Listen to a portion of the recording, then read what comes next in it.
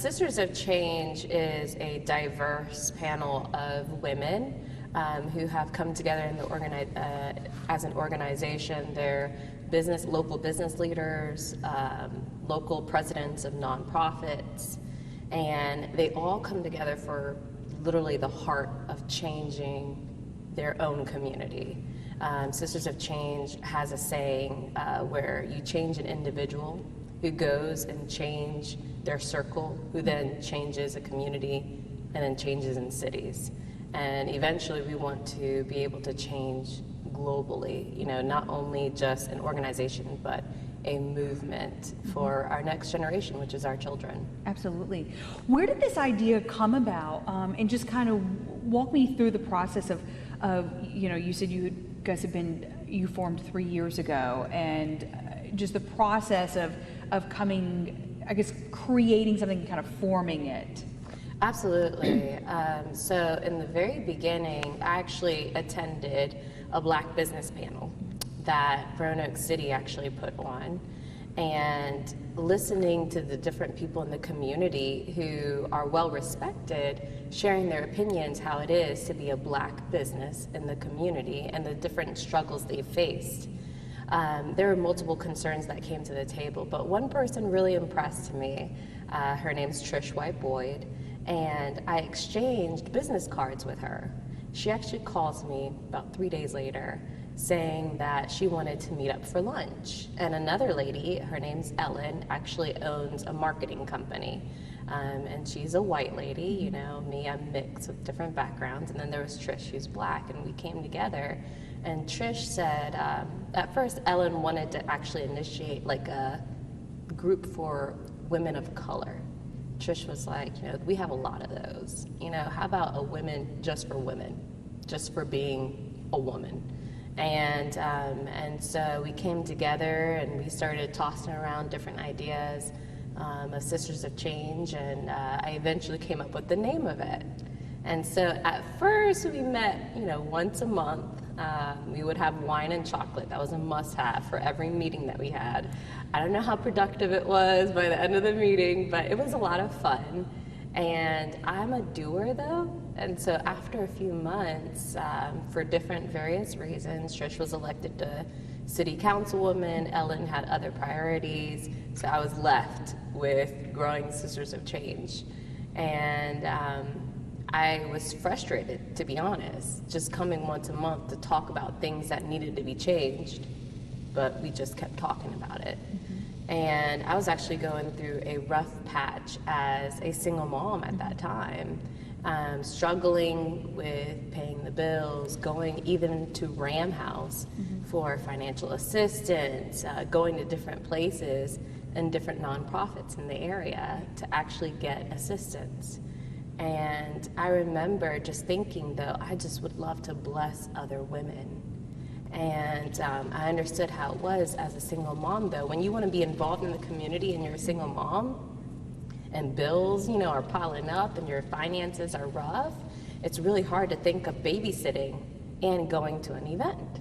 So I came together with different women in the community and I said, hey, let's put on an event, okay? At first, it was supposed to be only 20 women, but then it started growing to reach about 200 women. And our first Crown conference, and Crown stands for Changing Roanoke into One Winning Nation.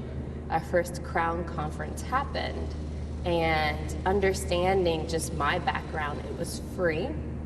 We also had free childcare that was there. And a teenpreneur workshop as well. And so it was beautiful how it came together. Women were empowered. The stage was offering diverse women that are involved in the community who had to have at least 5 years of experience in what they were discussing. And it was more of a TEDx style, so sharing their story. And from there, it started growing, and I started growing and developing too as an individual. I'm really big about personal growth. And from there, I went from, making a minimum wage job to almost 6-figure salary, and started pouring in more into the community. And as that happened, I wanted to bless the nonprofits that helped me. And so we started forming more into helping nonprofits with marketing and putting on fundraiser events so that they can raise funds. Because when you function in a nonprofit, your priorities are almost like a CEO of a business. You know, you're functioning about the team, trying to put out fires, dealing with volunteers who are not paid, so they don't really have a priority to be there, you know, so you're trying to adjust different things. What gets left out are the funds for running it. And so we started being the team that would help put on fundraisers for a nonprofit. And that's where we started specializing. So about a year ago, I wanted to pay the people that were actually on the organization and involved in our leadership. And we changed it into an actual business where we can now function nationwide. We have other people in 3 other states. We also have a second Sisters of Change in Winchester, Virginia. Oh, wow. Yeah. That's incredible. So talk to me about, you know, you had said that initially it was a bit difficult getting everyone to kind of come to the table. What was that like several years ago? It was very intriguing because we were doing a new thing. So we had people of all kinds of color, you know, that were involved, all kinds of backgrounds, who voted different politically, you know, and if I could be blunt and share realness, you know, Roanoke County doesn't normally deal with Roanoke City. You know, Salem doesn't really deal with much of anything else, you know, and so even individuals that lived in those areas that came together, those were concerns that came up. Literally a zip code difference of, wow, they believe so differently than we do. And one thing that really united us, you know, at that time was, and you know, it still does, but one thing that really united us at that time was I said, a lady came up to me, she lived in Roanoke County, you know, very well background, and she said, we're so different, how are we actually going to get along? And I said, you know, it doesn't really matter. I said, because we all share the same mindset and we all have a soul, you know, and so we all come with various gifts and what we are and who we're about. So it was a struggle only because they had never collaborated together past a zip code or past a color or past, you know, who they vote for. And so once we came together, it was very intriguing. We actually take twice a year retreats. That's actually for personal development because that's what we're really big about. Because no matter who you are, you're an individual first. And so that's what we kept adding, kept saying, you know, we add value. And once you add and sow value into people, you get value back. You know, and so we focused on building their mindset, you know, helping them with book clubs that are about personal development. Because I firmly believe your income is tied to how developed you are as an individual. I don't have a degree. I never went to college, you know, but I'm well read and I'm well about, you know, development of myself and individuals, and I know how to dream, you know, and I think once you keep on to that dream ever since you were a kid, people often let it go when they're adults, you know, and then their life kind of gets stuck. But if you keep dreaming, at least you got something to push forward to. Right. So you had used the phrase that you are like an overnight success that was 3 years in the making. So talk to me about, you know, the difference between then and then what you guys are experiencing as a group now. So Sisters of Change went through a lot of different shedding and growing itself, right? So we could not figure out, you know, how to function. At first, it was like, all right, it's kind of like, we're going to be knights of the round table. We're all going to have equal vote and equal say. Then I realized why socialism doesn't really work, because, like, you know, this person didn't work as hard as this person, you know, so we just started forming differently internally. And if there's an internal battle, it's going to be portrayed. So I personally think that what slowed our growth not really, like it helped us, but the reason why we were slow to grow in the beginning is because we didn't know who we were. And when you don't know who you are, individuals don't know who they are, they don't know what the goals are, and so we had to grow. So over quarantine, when everyone had stopped, I was determined to actually refunction Sisters of Change and really put some thought into it and how we would actually operate and the value that we would actually give off to people. And there were values that people really hunger for locally in the community that I personally take for granted. I'm like, of course everyone knows that, and they don't. So just like adding value in little ways.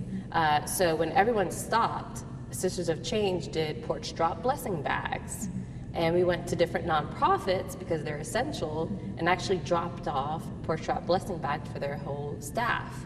So we would do like toilet paper and masks and little games like deck of cards and encouraging notes for them.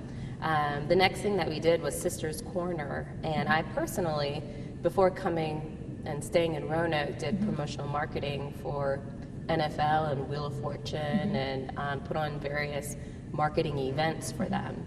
And so I have friends worldwide. So we would actually interview worldwide every Tuesday women all around the world that were dealing and facing this pandemic and their viewpoints and how to keep positive.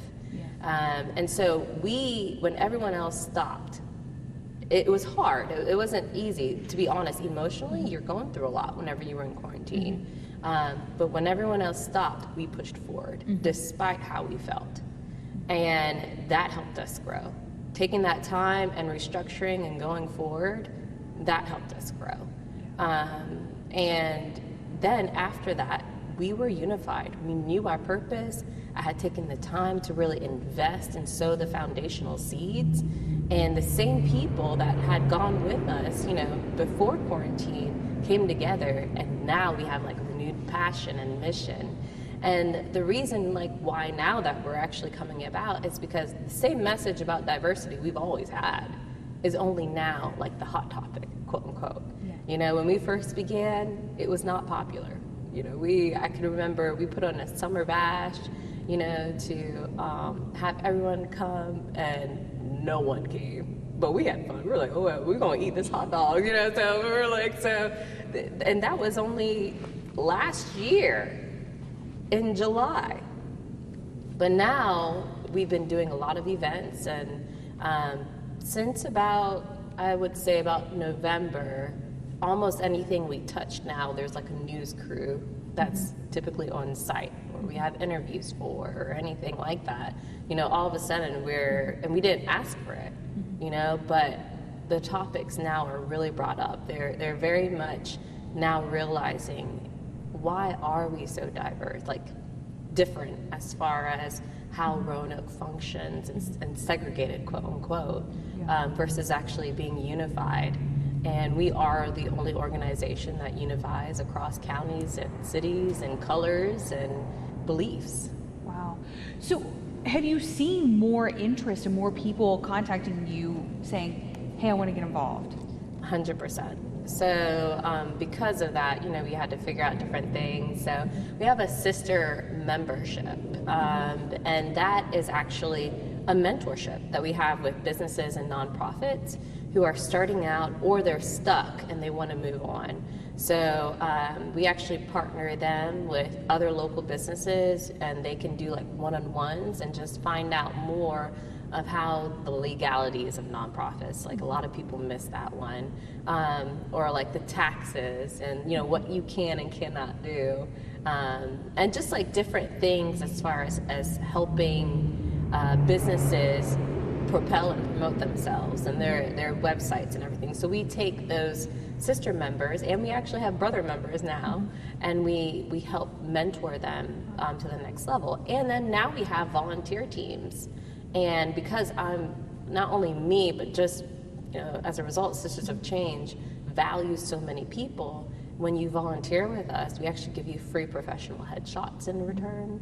And we give you just different like attention that you may need. And that's big for even volunteers. And all of our sister members get professional headshots. We actually help them put on an event while they're mentoring with us, out of our own time, just to help them succeed. Wow. And we've also started a Sisters of Change school for business and entrepreneurship, and actually have other businesses that have partnered with us to actually showcase more of their business classes they may have, or entrepreneurship, or even their products. What are some of the what have you seen, and what are some of the problems you see with like this area, and just celebrating diversity and just getting everybody to sit down together? For this area, especially recently, some have been more open, and then others have not been, which is it's been very intriguing to see that. Like, people that I thought for sure would be on board for being more about the topic of the injustices that are going on in the world. It's a fact. Have actually not said anything, or not been involved. So it's been a very interesting emotionally to see those things. People that have spoken out that I never thought would have spoken out are. So Sisters of Change, even some conversations that I've actually had where some people think it's media that is actually making it seem that Blacks are mistreated or not treated equally. And I had to have a frank conversation, and no, that's not true. I'm married to a Black man that's literally afraid to cross the street. And I know a single mom that's also part of our leadership team who has a young Black son, and she has told him, do not walk in our neighborhood because it's predominantly white. So like, these are facts and issues. Personally, my frustration, as well as a reflection of Sisters of Change, that there's a lot of talk. The talk across the table with a white man and a Black man is such, like, it's a cool thing to do, and that's great. I'm glad you guys are talking about it. Now what's the action? So, which is why we created our diversity course, is because people think just being aware of it is going to create change, and it's not facts. Because you can just be aware of something, but if your habits still entail the same things you've done every day with the same friends you've done things with, your atmosphere and your culture is going to keep you with the same mindset. And so for us, the reason why we created that diversity course, we've talked to different people from different organizations about this, is it starts with a mindset and how you actually perceive your perception. And that is based on your first truth. It's a psychology thing. First truth is, anything that you were exposed to for the first time. And the older we get, we either A, try to go against any first truths we've learned, or B, we go along with it, even if it's subconsciously. So we actually start out with a personality test. Who are you as an individual? Because if you don't understand who you are as an individual and how you operate, and understand people operate differently, there's going to be a lot of misconceptions in this world. Things where I've heard stories of people that would walk across the street or walk in a mall or something, and think that Blacks are giving an attitude, when in fact it's probably based on their personality, not necessarily based on the fact of their skin color. So we first start with a personality test, and then we actually talk more about the subconscious. There's a book called Blink, and love the book. And in the book, it actually talks about the psychology of mindset. So what you actually initially think, it's like the gut reaction. When you initially think, whenever you meet someone, whenever you're in a situation. And the example that he gives in there is about these guys who are in an art gallery. They walk in there, there's a piece of art that they're trying to figure out it's false or not. And they take one look at it and they're like, it's false. They're like, well, how do you know? Like, we haven't done the 8 months of testing. Yeah. It's like, just, something about it, it's off. And so it's what we initially think. It's also why whenever you take tests, your teacher's like, go with what you first think, because it's your subconscious, pushing you. However, what happens whenever you're approaching people and you have a first thought, as we all do in the first 5 seconds, and it's a prejudgment based on our first truths. And so his book Blink is literally about changing that subconscious about individuals. And he has an online test that is actually judges how it tests how much of a prejudiced thinking that you actually have. How much you think whites are good or blacks are good, and why is it that one is good and one's not. And you take a test in a blink. So it has like description words, and then it'll show someone of white, color, black in different, uniform. But it's a more of an awareness test to realize, okay, I obviously think this way. Why do I think this way? Right. So if we actually figure out the root of the issue of individuals, the society is a whole other topic. But if we actually figure out the root of individuals and then create new habits and conscious thinking around it, we actually will improve. And when we improve as individuals, we improve our circle, and then we improve our community and such and such. Yeah. Why is this, just this passion of yours, to bring more people to the table and to be about diversity, making change? Why is that your passion and something that you're like, I feel called to do? So I'm actually originally from Belize and grew up there. I'm mixed. My father is white. My mother is black. And it's a small people group called the Garifuna people. And even the UN actually sees us as a dying race. And we have Carib Indian, Arawak Indian, and African in us. And Garifuna simply means black Carib. And in our community in Belize, it's very different than the US.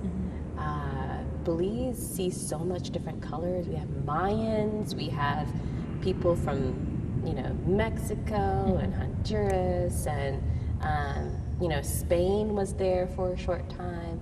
We were also a country that was owned by England. So our colors are all over the place.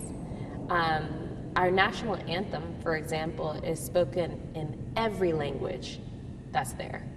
If there's someone else that came that speaks a different language, we're going to translate it. So they're very much a warm, welcoming community.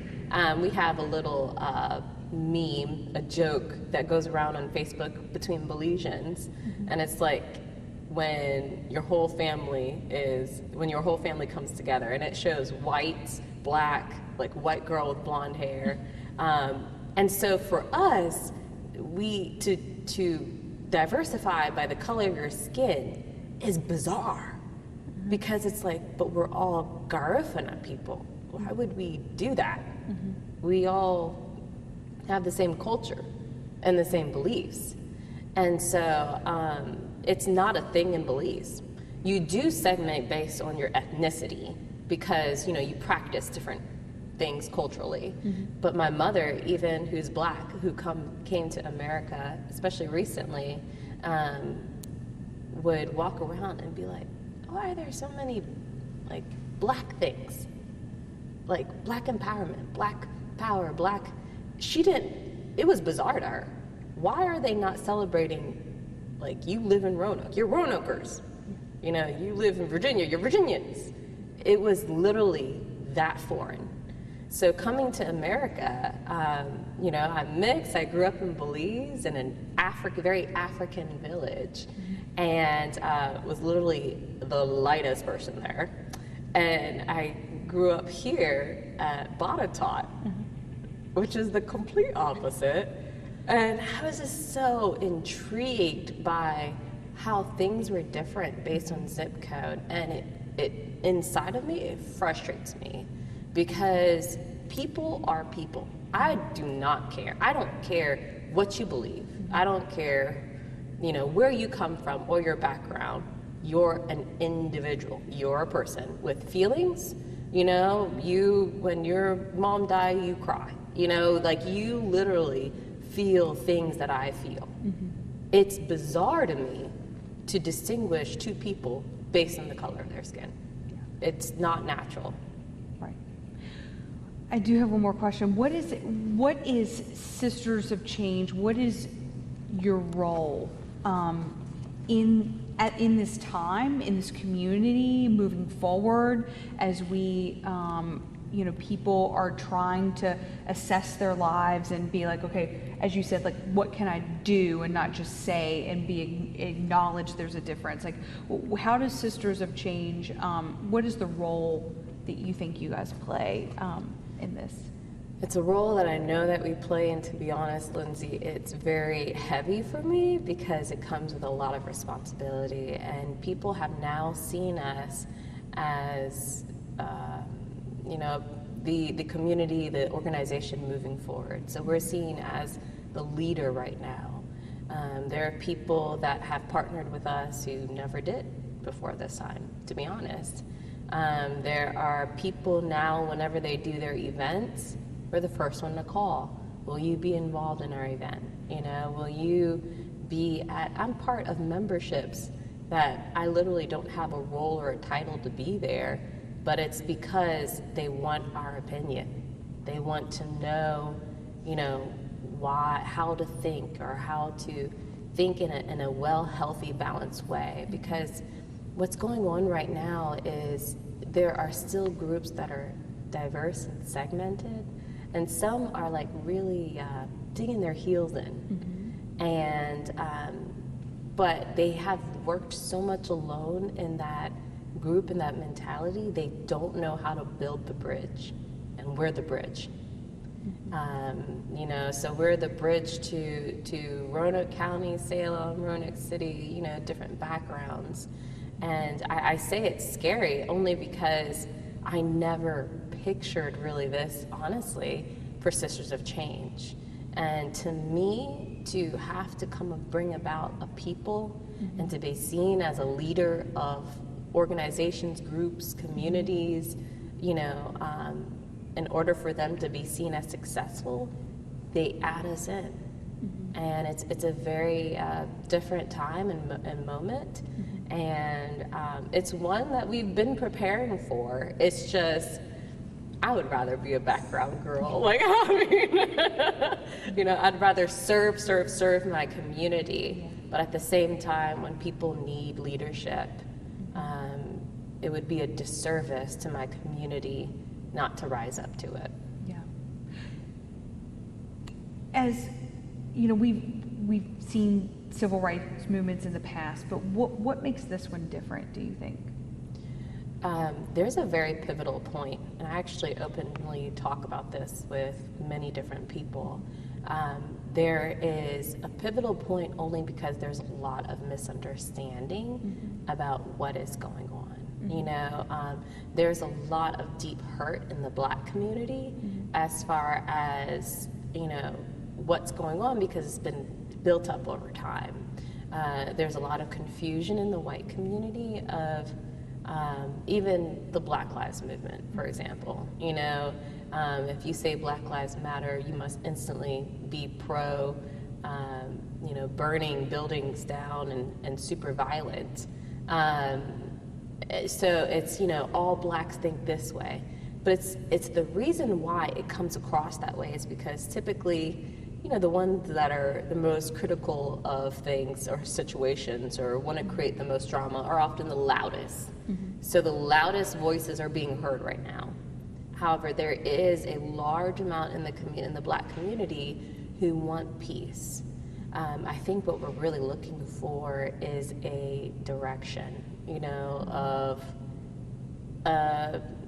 kind of like a spokesperson, in a sense, of saying, this movement, all right, this is actually what we are translating. We're not translating violence. We're not for that. We are for, building healthy relationships in the community moving forward. And one extremely pivotal, important thing I think we as a community period need to remember is, during this time, Martin Luther King, right, is well respected and often heard, but he was a push for equality of all men. He was not, oh, look at the color of my skin, I'm more important than you, or look at the color of my skin, it's time for me to rule. That is not what's going on here. It is a frustration that the Black community is having, and sometimes in communication, it comes across very wrong, So as far as communication aspects, that needs to be cleared up for any healthy moving forward to go, because there needs to be seen a partnership with Blacks and whites, and not I'm Black, look at me, I'm amazing, versus we are people. Look at my sister over there who's fair skinned. Look at my sister over there who's dark skinned. I have not seen that openly. And I'm really hurt personally by that, because that is the message that needs to come across. We need to stop with the anger. We need to stop with, well, you don't know what I'm saying? Google it. I hate that phrase. No. Like, we're supposed to be educating each other, because first off, before the color, we're human. Wow. Anything else you want to add? I'm not asking that you think is important, just about this time, and just why now that, you think that people have awakened and said, I want to get involved? I used this analogy before, and I'll use it again, just because I think it's a good one. And when you buy a new car, and you go there, you find your amazing car, you drive it off the lot, and all of a sudden you're driving down the street, and you're like, oh my gosh, they have the same car as I do. Your thoughts aren't, oh wow, they all went at the same time on the same day and bought cars together. No, your thoughts are, they had their car before I bought mine.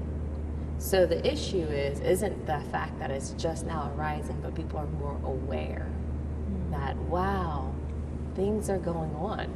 There's issues in society, and that's a good thing, the awareness is a good thing.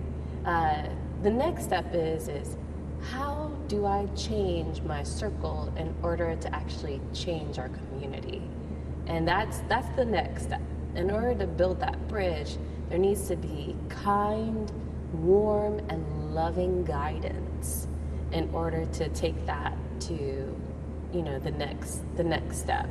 I'm wearing Thread Love. They're actually a partnership with us, but they do different products and clothing line. And the whole point, and they're local in Roanoke, the whole point of theirs is to thread love into their attire. And that's what we need. That's what's going to bring us about.